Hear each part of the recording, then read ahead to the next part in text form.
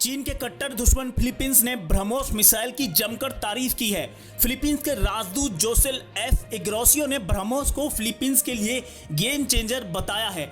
Ignacio ने कहा कि भारत फिलीपींस के आर्म फोर्स के मॉडर्नाइजेशन के लिए एक प्रमुख सोर्स है। उन्होंने ये भी कहा कि भारत और फिलीपींस के बीच संबंधों में पुनर्जागरण हुआ है और वे एक दूसरे को फिर से नए संबंध देने के इच्छुक हैं। उन्होंने कहा कि वे बातचीत के तहत प्रायोरिटी पर व्यापार समझौते को पूरा करने के इच्छुक हैं। ऑब्जर्वर रिसर्च फाउंडेशन में बोलते हुए राजदूत इग्नासियो ने कहा, यह सौदा दोनों देशों के लिए एक बड़ी उपलब्धि है। ब्रह्मोस फिलीपींस के लिए एक गेम चेंजर है क्योंकि यह रिलेबल रक्षा और रोकने वाली कैपेसिटी प्रदान करता है।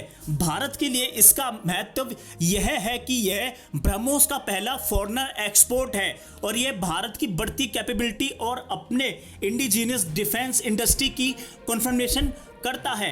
एक तरह से ये विदेशों में भारत के फुटप्रिंट का विस्तार करता है। जनवरी 2022 में फिलीपींस ने ब्रह्मोस सुपरसोनिक क्रूज मिसाइलों के कोस्ट आधारित एंटीशिप वर्जन की 3 बैटरियों के लिए भारत के साथ 375 मिलियन का सौदा किया था। इसी के साथ फिलीपींस भारत और रूस के बीच जॉइंट इंटरप्राइज मिसाइल का पहला एक्सपोर्ट कस्टमर बन गया था। मिसाइलों का पहला बैच इस साल अप्रैल में फिलीपींस को सौंपा गया था। फिलीपींस के राजदूत ने बायलेटरल रिलेशन के बारे में बोलते हुए कहा, रक्षा सबसे अधिक दिखाई देने वाले क्षेत्रों में से एक है जिसमें पुनर्जागरण देखा जा रहा है और दोनों पक्षों में इसे लेकर व्यापक इंटरेस्ट है।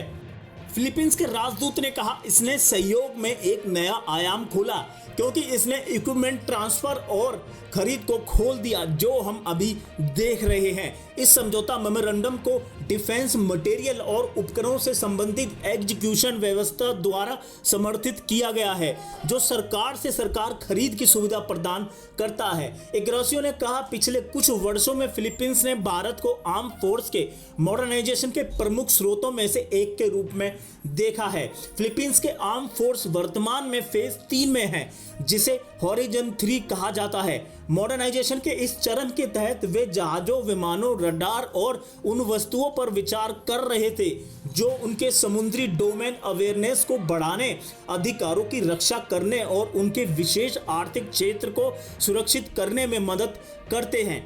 इस वर्ष दोनों देशों के बीच बायलेटरल रिलेशन की स्थापना की 75 एनिवर्सरी है और दोनों पक्ष इस अवसर को मनाने के लिए कुछ हाई प्रोफाइल यात्राओं पर काम कर रहे हैं।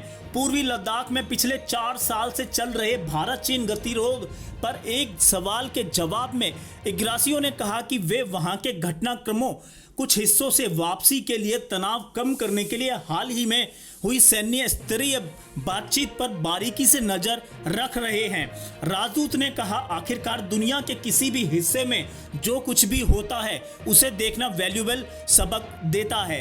किसी भी देश का अंतिम लक्ष्य किसी भी विवाद को शांतिपूर्ण तरीके से कानून के अनुसार हल करना होता है। तो दोस्तों, इस खबर में इतना ही। जल्द मिलते हैं अगली खबर के साथ। जब तक के लिए जय हिंद, वंदे मातरम। वीडियो पसंद आया हो तो वीडियो को लाइक, शेयर, कमेंट और चैनल को सब्सक्राइब जरूर करें।